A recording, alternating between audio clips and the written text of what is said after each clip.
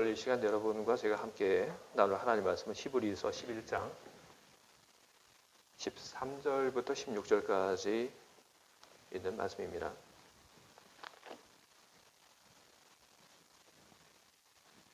제가 읽겠습니다. 이 사람들은 다 믿음을 따라 죽었으며 약속을 받지 못했을 때 그것들을 멀리서 보고 환영하며 또 땅에서는 외국인과 나그네임을 증언하였으니 그들이 이같이 말하는 것은 자기들이 본향 찾는 자임을 나타내미라. 그들이 나온 바 본향을 생각하였더라면 돌아갈 기회가 있었으려니와 그들이 이제는 더 나은 본향을 사모하니 곧 하늘에 있는 것이라. 이러므로 하나님이 그들이 하나님이라 일컬음 받으심을 부끄러워하지 아니하시고 그들을 위하여 한 성을 예비하셨느니라. 아멘. 여러분, 오늘 사순절 첫 번째 주일입니다. 오늘 사순절 첫 번째 주일을 맞이해서 여러분들 앞에서 이 부끄러움에 대한 그런 설교를 하려고 합니다. 예수님께서는 우리가 아는 바와 같이 사람들 앞에서 조롱받고 그리고 벌거벗겨진 채 십자가에 달리셨습니다. 십자가에 달리신 예수님, 그분의 십자가 위에서 초췌한 모습으로 하나님을 향하여 나의 하나님이라고 그렇게 부르셨습니다. 그런 예수님의 이야기를 들으신 하나님께서는 십자가에 달린 예수님의 그 부르심에 대해서 피하지도 않고 예수님께서 하나님을 나의 하나님이라고 부르는 것에 대해서 부끄러워하지 않으셨습니다. 오히려 하나님께서는 그런 예수님을 무척 자랑스러워하셨습니다. 성경을 보게 되면 하나님께서 예수님에 대해서만 부끄러워하지 않고 자랑스러워하신 것이 아니라 다른 사람들에 대해서도 그렇게 했다고 하는 것을 우리는 볼 수 있습니다. 오늘 제가 여러분들 앞에서 읽은 이 성경의 말씀 속에는 하나님이 그들이 하나님이라 일컬음 받으심을 부끄러워하지 아니하셨다, 이렇게 성경의 말씀이 나오고 있습니다. 그들이라고 하는 것은 아벨, 에녹, 노아 그리고 아브라함을 가리키는 그런 말입니다. 이들은 믿음 속에서 살았습니다. 하나님 나라를 향해서 묵묵히 걸어갔습니다. 이 땅에 속하지 않은 사람들처럼 이 사람들은 그렇게 살아갔습니다. 그리고 이 사람들이 걸어갔던 그 길들이, 그리고 이 사람들이 남겨놓았던 그 발자국들이 후대 사람들에게 따라갈 만한 그런 발자국으로 그렇게 남았습니다. 그렇기 때문에 하나님께서는 바로 이런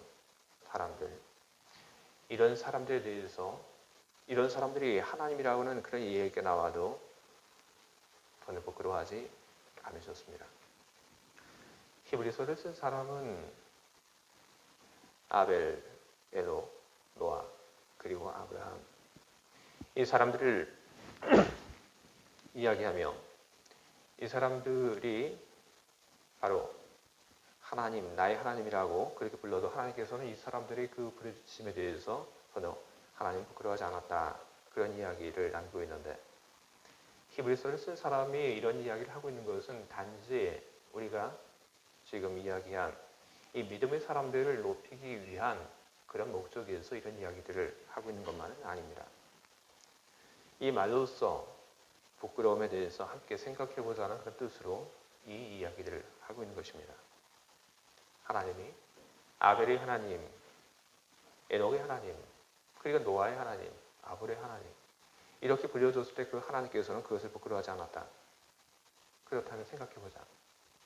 오늘 하나님이 너희 하나님이라고 그렇게 불리워질 때 그때 하나님 마음은 어떠실까? 한번 생각해봐라. 바로 히브리서의 기자는 바로 이런 질문을 오늘 우리들에게 던지고 있는 것입니다. 오늘 이 자리에 있는 우리들, 과연 하나님이 나의 하나님이라고 이렇게 불려질 때 그 하나님께서는 과연 어떻게 느끼실까요? 하나님께서 나의 하나님이라고 그렇게 불려질 때 하나님 마음이 어떠실까? 왜 우리가 이런 질문을 하냐면 그것은 부끄러움이 뭔지 모르는 사람들이 너무나도 많기 때문에 그렇습니다. 부끄러움을 느끼지 못한다는 것이 아니라 무엇이 부끄러운지 그것을 알지 못하고 살아가는 그런 경우들이 참 많이 있습니다. 그것은 히브리서가 쓰여진 그 당시에도 그랬습니다.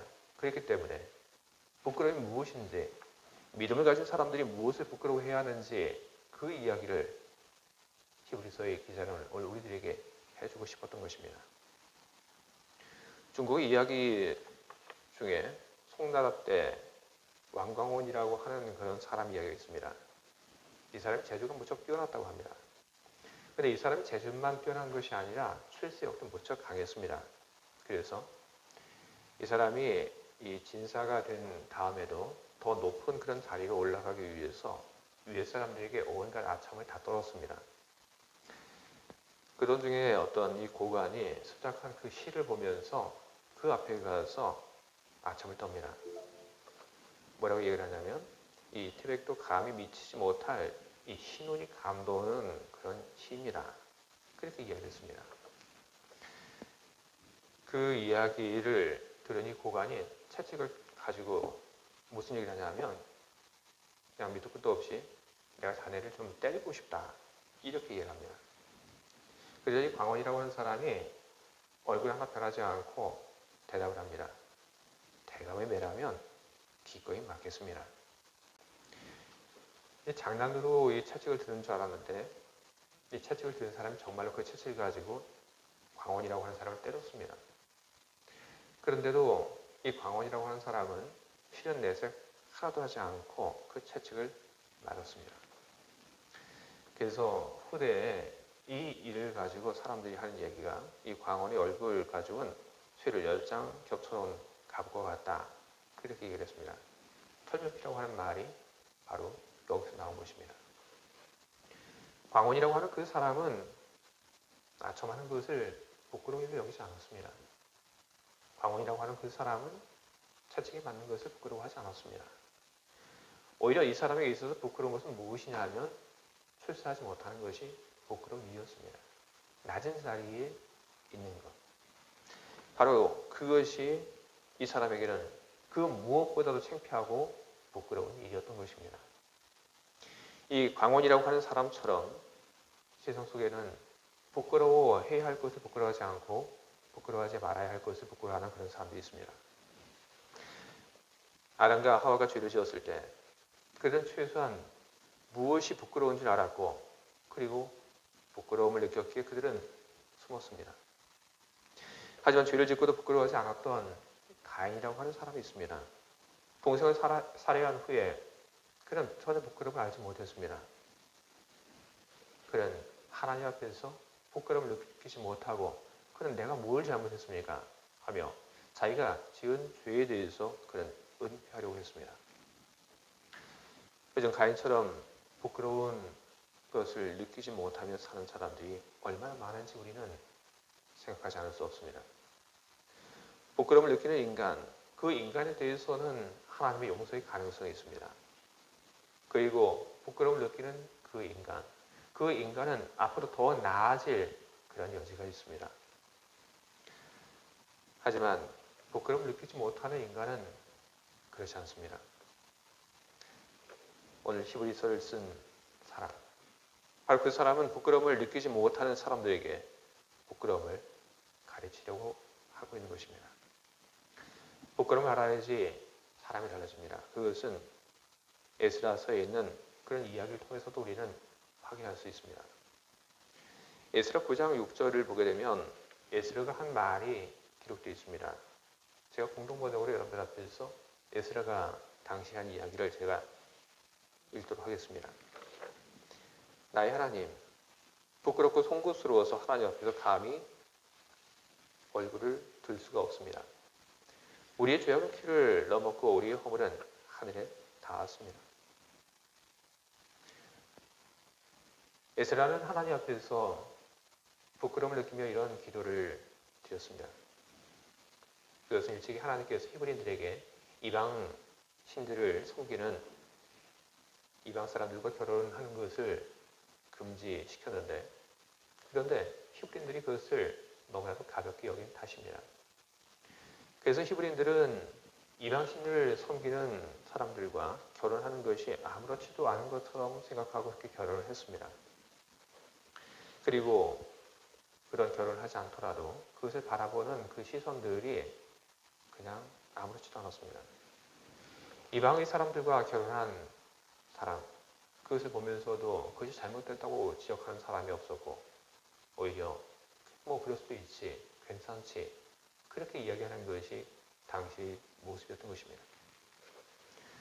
일반 사람들만 그런 것이 아니라 레위인도, 그리고 당시 종교 지도자들도, 그리고 나라를 이끌어가는 그런 사람들도 이런 문제에 대해서 그 어떤 문제의식도 전혀 갖지 못했습니다. 마땅히 부끄러워해야 할 만한 그런 일들인데 누구도 거기에 대한 부끄러움을 느끼지 않았습니다. 그런 모습에 에스라는 너무나 큰 충격을 받았고 그는 너무나도 부끄러워했습니다. 하나님 앞에서 부끄러워해야 할 것을 부끄러워하지 않는 그 모습이 너무나도 부끄러워서 하나님 앞에 하나님 너무나도 부끄럽고 송구스럽습니다. 그런 이야기를 하게 되었던 것입니다. 그 에스라가 한 일은 무엇이냐면 사람들에게 가서 부끄러움을 알지 못하는 사람들에게 부끄러움이 무엇인지 가르치는 일들이었던 것입니다. 그는 이런 이야기를 합니다. 우리가 하나님 말씀을 듣지 않아서 나라가 망했고 포로로 끌려갔었습니다. 그런데 하나님께서 다시 이곳으로 돌아오게 하셨습니다. 하나님의 은혜를 베푸셨습니다. 이런 은혜를 입고도 또다시 하나님의 분부를 저버리다니 무슨 할 말이 있습니까? 이 이야기를 듣고 여지까지 이방 사람들과 혼인하는 거기에 대해서 아무런 생각이 없던 사람들이 달라지기 시작합니다. 하나님의 말씀 앞에서 내가 하지 말아야 될 일을 했구나 하고 비로소 사람들이 부끄러움을 느끼고 그리고 이방 사람들과의 혼인 관계를 청산하게 되었던 것입니다. 부끄러운 것들을 고쳐나갔던 것입니다. 여러분, 오늘 우리는 무엇을 부끄러워해야 합니까? 오늘 우리들이 부끄러워할 것이 무엇인지에 대해서 오늘 우리는 성경의 말씀에 우리는 귀를 기울여야 합니다. 히브리서를 쓴 사람이 생각하고 있는 그 부끄러움이라고 하는 것은 어떤 것입니까? 내가 충분히 돈이 없다고 하는 것이 여러분 그것이 부끄러운 일이 아닙니다. 내가 충분히 똑똑하지 않다고 하는 것이 여러분 부끄러운 일이 아닙니다. 내가 지위가 높지 않다고 하는 그것이 여러분 왜 부끄러운 일입니까? 그것은 부끄러운 일이 아닙니다. 우리가 부끄러워해야 할 일들, 크리스찬인 내가 부끄러워해야 할 일들은 다른 것입니다. 내가 하나님을 온전히 믿지 못하고 있다고 하는 것, 그리고 하나님이 공부하신 것을 하지 않고 있다고 하는 것, 여러분 바로 그것이 부끄러운 일인 것입니다. 그리스도인들이 하나님에 대해서 믿음을 갖지 못하고 있다고 하는 것, 여러분 그것이 얼마나 큰 부끄러움입니까? 성경을 보게 되면 예수님의 제자들 얘기가 나옵니다. 예수님의 제자들이 배를 타고 가다 풍랑을 만납니다. 물이 배 안에 들어오기 시작하고 그리고 배가 침몰할 위기를 만나게 됩니다. 제자들이 너무 두려워해서 예수님을 깨우며 이야기를 합니다. 주여 구원하소서 우리가 죽겠나이다. 그때 예수님께서 제자들을 향해서 말씀하십니다. 어찌하여 무서워하느냐 믿음이 작은 자들아. 예수님은 제자들에게 그렇게 말씀하셨습니다. 믿음이 작은 자들아. 예수님께서는 제자들의 그 삶 속에 마음 속에 믿음이 작다고 하는 것을 질책하셨습니다. 누가복음 8장 25절을 보게 되면 예수님께서 하시는 이런 말씀도 있습니다. 너희 믿음이 어디 있느냐. 예수님의 제자들의 그 모습 속에 행동 속에 믿음이 보이지 않기 때문에 예수님께서 이런 이야기를 하신 것입니다. 오늘 우리들이 하나님에 대한 믿음을 갖고 있지 않다면 하나님이 말씀하신 것이 옳다고 하는 그런 믿음을 갖고 있지 않다면 그렇다면 우리는 그런 우리 모습에 대해서 우리는 부끄러워할 것입니다. 교회가 하나님에 대한 믿음을 갖고 있지 못한다면, 하나님 말씀하신 것이 옳다고 하는 그런 확신을 갖고 있지 못한다고 한다면, 그러면 그 교회는 부끄러워할 것입니다. 사람 수가 적은 것이 부끄러운 것이 아니고 교회 건물이 없는 것이 부끄러운 것이 아닙니다. 하나님에 대한 믿음이 없는 것, 바로 그것이 우리 부끄러움이고, 그리고 그것이 바로 우리 수치인 것입니다. 또 무엇이 부끄러운 것인지 여러분들에게 이야기를 드린다면, 세상에 휘둘리면서 사는 것이 부끄러운 것입니다. 본향을 향해서 걸어갔던 사람들의 이야기를 오늘 우리는 봤습니다. 본향을 향해서 제대로 걸어간다고 하는 것, 그것은 휘청거리지 않는 것입니다. 세상에 휘둘리지 않고 똑바로 걸어가는 것을 이야기를 하는 것입니다. 우리가 제대로 된 믿음을 가지고 있다면 우리는 권력이나 재물을 얻기 위해서 잘못 내리는 그런 걸음이 없을 것입니다. 우리가 우리 본향에 대한 그런 다른 시선을 가지고 있다면, 우리 눈이 거기에 고정이 되어 있다고 한다면, 우리는 우선순위에 있어서 무엇을 먼저 해야 하고 무엇을 나중에 해야 할지에 대한 그런 우선순위에 있어서 우리는 틀리는 법이 없을 것입니다.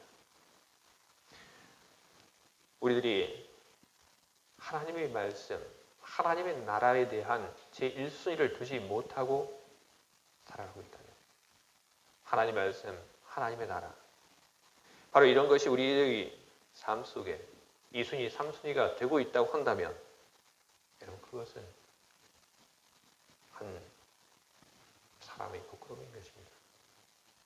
그리고 교회가 바르게 하나님의 나라를 위해서 일하는 것이 아니라 다른데 우선순위를 두고 있다면, 그것이야말로 교회의 부끄러움인 것입니다. 우리는 부끄러움이 무엇인지 우리는 알아야 합니다. 그것을 알아야지 우리는 우리 삶 속에 있는 그 부끄러움을 없앨 수가 있는 것입니다. 사람이 부끄러움이 없으면 여러분 어떻게 살아갑니까? 사람이 부끄러움이 없으면 그러면 어디 가서도 그 사람은 당당합니다. 부끄러움이 없는 삶, 바로 당당한 삶을 저는 여러분들이 살기를 저는 바랍니다.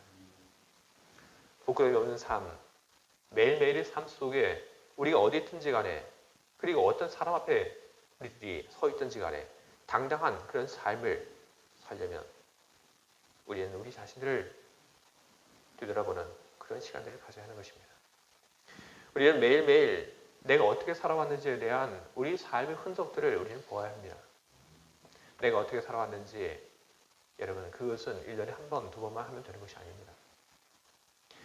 시간이 지나면 우리는 우리의 삶이 어떻게 지나갔는지 우리는 잃어버리게 됩니다. 저 하늘 위에 비행기가 날아갑니다. 비행기가 날아가면 비행기가 날아간 그 흔적이 보입니다. 그러나 그 흔적은 오래가지 않아 사라지게 됩니다. 그럼 비행기가 지나간 길을 알 수가 없습니다. 배가 바다를 흘러갈 때도 마찬가지입니다. 배가 바다를 흘러간 다음에 배가 지나간 그 길들이 보입니다. 하지만 시간이 지나가게 되면 배가 지나간 그 길들이 전혀 보이지 않습니다. 사람도 마찬가지입니다. 내가 어떻게 살아가는지 그 길들이 언제까지 계속 보이는 것은 아닙니다. 시간이 지나면 우리는 망각합니다. 우리는 잊어버립니다. 내가 무엇을 했는지 우리는 알지 못합니다. 그렇기 때문에 우리는 매일 나의 삶을 되돌아보는 그런 시간들을 가져야 합니다. 바로 그것이 우리가 하나님 앞에 나가서 기도하는 시간들인 것입니다. 하나님 앞에서 과연 나는 오늘 어떻게 살았는지 확인하고, 그리고 하나님 말씀을 듣는 시간들이 오늘 우리들에게 반드시 필요한 것입니다. 하나님 앞에 나가는 그 시간들, 매일 그 시간들을 통해서 내가 오늘 신앙인으로서 부끄러운 것은 없었는지 우리는 살펴봐야 하는 것입니다. 그리고 그 시간들을 통해서 우리는 부끄러운 것이 아닌데, 그럼에도 불구하고 부끄러움을 느끼는 자기 자신에게 우리는 말을 건네야 하는 것입니다. 내가 가난하다고 하는 것, 그것은 부끄러운 일이 아니다. 내가 다른 사람 앞에서 내가 정직하게 행했는데, 내가 바르게 살아왔는데 그게 왜 부끄럽니? 우리는 우리 자신에게 그런 이야기를 할 수 있어야 하는 것입니다. 필요 없는데 부끄러움을 느끼는 자기 자신에게 격려하고 위로하고 그것이 옳다고 하는 그런 이야기를 우리는 우리 자신에게 들려줄 수 있어야 하는 것입니다. 이렇듯 자기 삶을 하나님 앞에 가지고 나아가서 비춰보는 매일의 그 삶이 있어야지. 그리고 그 시간을 통해서 고쳐나가는 그런 모습들이 있어야지 우리 삶에 진보가 있고 그리고 믿음의 깊어짐이 있는 것입니다. 인간이 자기 부끄러움을 느끼지 못하거나 아니면 부끄러움을 느끼지만 그 부끄러움을 가리기에 급급하다면 그러면 아무것도 되지 않습니다. 아담은 죄를 지은 후에 다른 사람을 탓했습니다. 사람도 마찬가지입니다. 사무엘을 기다리지 않고 제멋대로 제사를 지낸 후에 그는 엉뚱한 말로 자기의 잘못과 부끄러움을 덮기에 급급했습니다. 하지만 요한복음에 나오는 어떤 여자는 전혀 다르게 행동했습니다. 예수께서 내가 남편이 없다는 말이 옳다. 너에게 남편 5이 있었고 지금 있는 자도 내 남편이 아니니 내 말이 참되도다. 이 이야기했을 때 정말로 부끄럽고 정말로 쥐구멍에도 들어가고 싶은 그런 마음이었을 텐데 이 여인은 도망가지 않고 변명하지 않고 그냥 이 부끄러운 과거를 그대로 다 인정했습니다. 그리고 그녀는 그녀의 미래를 위해서 무엇을 어떻게 해야 할지에 그녀의 초점을 맞춰두었던 것입니다. 바로 그랬기 때문에 그 사람은 하나님의 진리에 가까이 갈 수 있었던 것입니다. 이런 부끄러움이라고 하는 것은 자기 부족함을 느낄 때 생기는 감정입니다. 무엇이 부족하다고 하는 것을 알려주고 있는 것입니다. 여러분, 부끄러움을 느낄 때 여러분 그것이 나쁜 것이 아님을 여러분 아셨으면 좋겠습니다. 마땅히 부끄러워할 것을 부끄러워하는 그런 사람들이 되기를 바랍니다. 하나님 앞에서 신앙인으로서 마땅히 내가 부끄러워할 것이 무엇인지 알고 그 부끄러움을 없애기 위해서 날마다 자신을 돌아보고 하나님 말씀에 자기 자신을 쳐서 복종시키는 그런 믿음의 사람들이 되시기 바랍니다.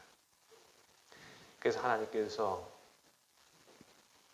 나의 하나님 그리고 우리 하나님 그렇게 불려질 때 우리 그런 소리를 들으시고 하나님께서 부끄러워하지 않으시기를 오히려 그런 우리 소리를 들으시고 하나님이 우리 모두를 다 자랑스러워 하시기를 간절히 소망합니다.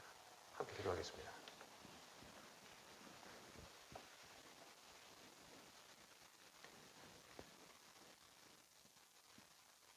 하나님 아버지, 오늘 사순절 첫 번째 주일을 우리들이 맞이합니다. 예수님께서 걸어가신 그 길들을 생각합니다. 예수님께서 십자가에 달리기 전에 겪으셨던 그 수치를 우리는 생각을 합니다. 사람들이 생각하는 정말로 견딜 수 없는 그런 일들.